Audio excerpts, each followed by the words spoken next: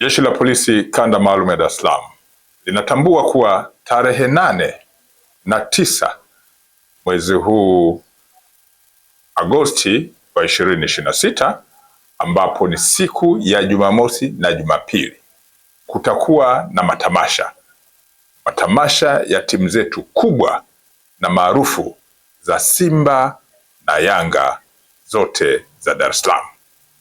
Simba ya Dar es Salaam itacheza tarehe 8 wakati Yanga watacheza tarehe 9, na kabla ya michezo yao wameandaa matamasha makubwa juu ya jinsi watakavyosherehesha hizo siku maarufu ambazo zimekuwa zikijulikana kama Simba na Yanga Day.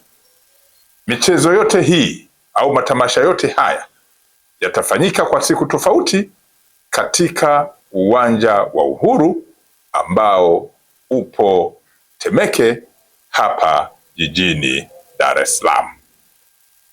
Jeshi la Polisi Kanda Maalum ya Dar es Salaam inaamini kutakuwa na mkusanyiko mkubwa, na kufuatia hali hiyo, Jeshi la Polisi Kanda Maalum ya Dar es Salaam litatimiza majukumu yake ya kuhakikisha matamasha yote mawili kwa kila siku ya kila timu yatakuwa katika mazingira salama. Polisi Dar es Salaam inazitakia timu zote maandalizi mazuri na kuwapa furaha mashabiki wao.